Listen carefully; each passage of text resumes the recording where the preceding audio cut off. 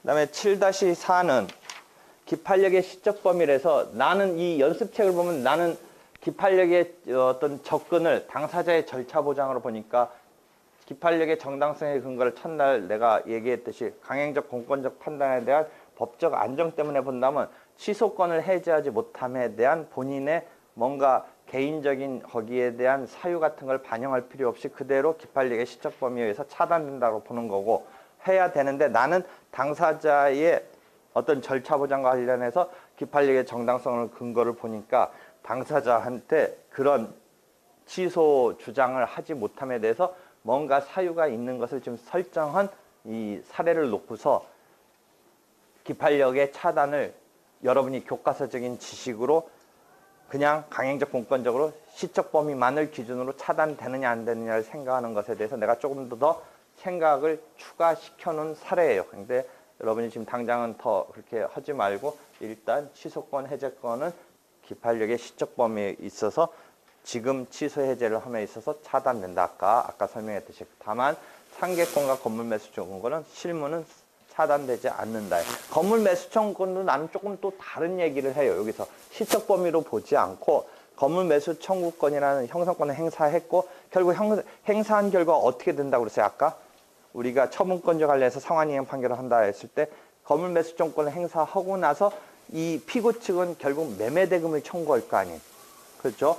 그러면 매매대금 청구로 갔을 때는 소송물이 완전히 별개의 소송물이 된다라고 난 접근을 해요. 그러니까 시적 범위로 접근하지 않고 건물 매수 청구권을 행사해서 매매대금 지급 청구를 했을 때는 별개의 소송물로 보니까 그런 의미에서 시적 범위라는 것은 동일한 소송물을 전제로 차단되느냐 안 차단되느냐의 의미인데 별개의 소송물이면 일단 별개의 소송물로서 기판력의 객관적 범위의 측면에서 기판력이 안 걸린다라고 그냥 끝나버리면 된다라고 나는 생각을 해요.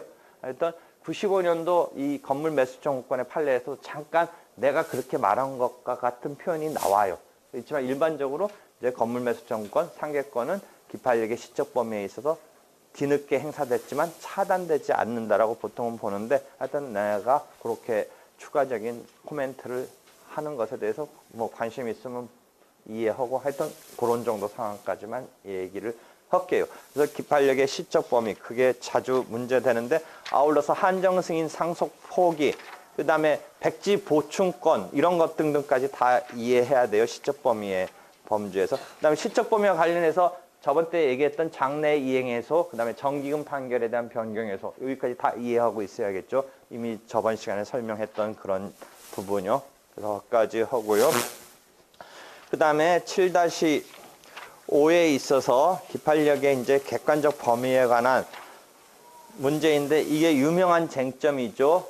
이제 유명한 쟁점이죠. 말소등기 청구 소송을 순차로 넘어간 것에 대해서 청구함에 있어서 마지막 자를 상대로 진정명의 회복을 원인으로 한 이전등기 청구 소송을 했을 때 하나는 말소등기 청구고 또 하나는 이전등기 청구니까 소송물이 틀리다는데 판례는 그런 경우에 형식적으로는 그럴지 몰라도 실질적으로는 동일한 방해배제 청구권의 속성에서 동일한 청구급으로 격상시켜가지고 기판력에 걸린다라고 보는 그 전원합의체 판결이 중요하죠.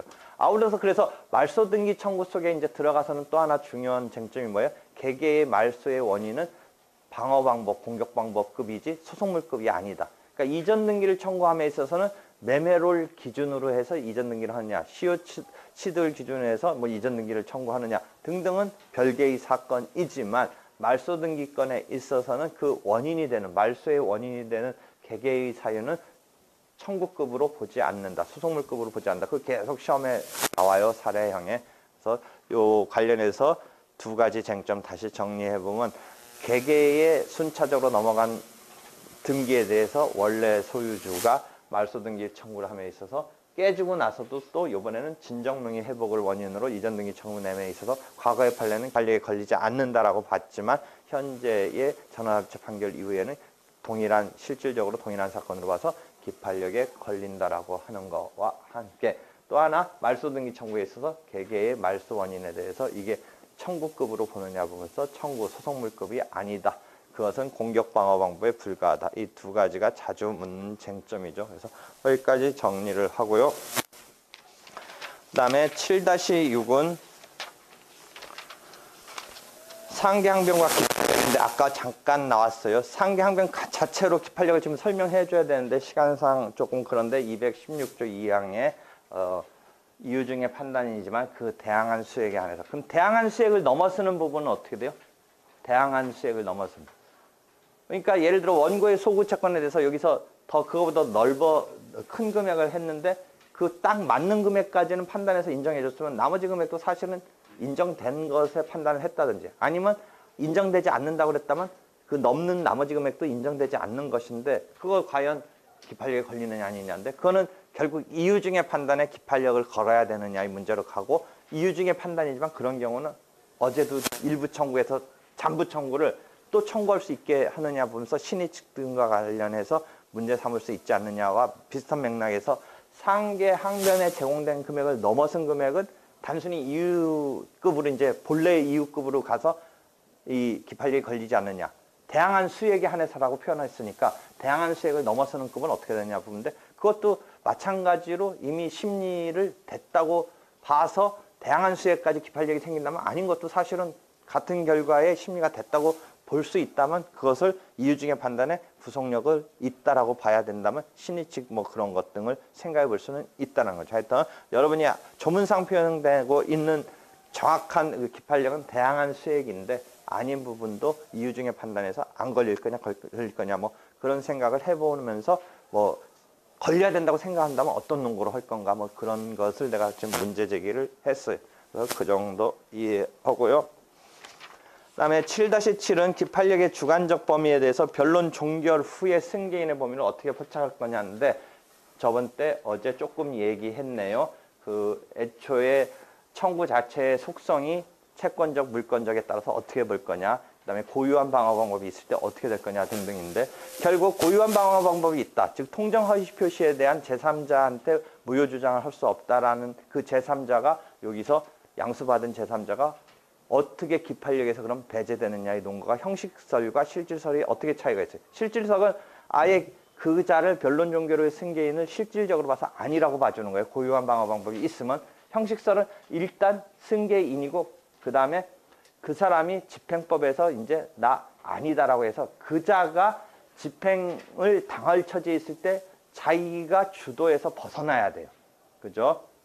그런데 실질설의 입장에서는 이제 그 자를 배제시켜 주니까 실질적으로 봐서 오히려 그 자를 묻고 싶은 기존의 종전 그 판결의 원고면 원고가 집행법상의 행위를 해야 돼요. 적극적으로. 다시 보세요. 실질설일 때는 어떻게 돼요? 일단 실질적으로 봐서 그 자를 변론 종결 후의 승계인이 아니라고 보는 거예요. 고유한 방어 방법이 있으니까. 그러니까 그걸 올가매고 싶은 사람이 집행법에서 너 걸려들어야 된다.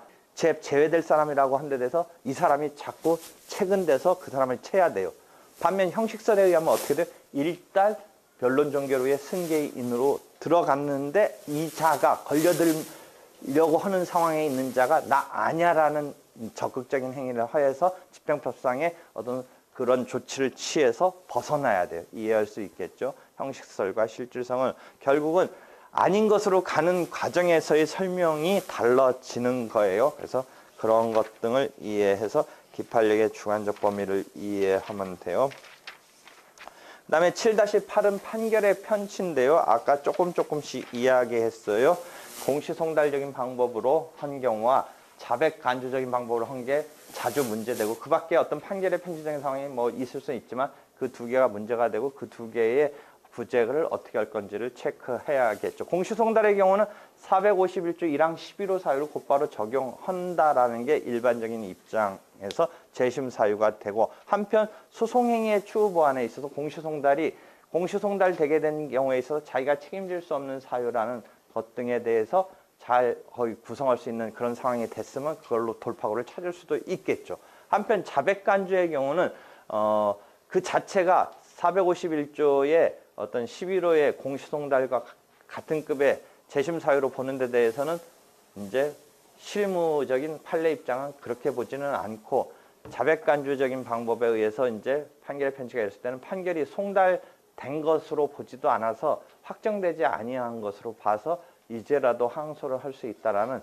78년도인가의 전원합의체 판결이 그 실무의 입장으로 대표적인 판례로 등장하는 것이니까 그 점에 대해서 이해를 하고 있으면 될 거예요. 그렇게 해서 판결의 편치까지 이해되고요. 그렇게 해서 소송이 종료됐네요. 소송이 종료됐으니까 나는 1대1 사건에 있어서 소의 제기부터 소송의 종료, 그래서 판결의 편치, 이 정도까지가 이제 마무리해서 판결이 내려지고 그 판결의 편치까지 있는 상황을 설명한 건데, 그 다음부터는 이제 복수의 복잡한 사건으로서 복수 청구 소송으로서 객관적 병합, 그 다음에 복잡한 소송으로서 다수 당사가 등장하는 소송, 그 다음에 상소, 재심, 이런 게 쭉쭉쭉쭉 펼쳐지는데, 앞에서 조금씩 얘기는 했는데 더는 시간상 못 나가겠어요. 그래서 수고했어요.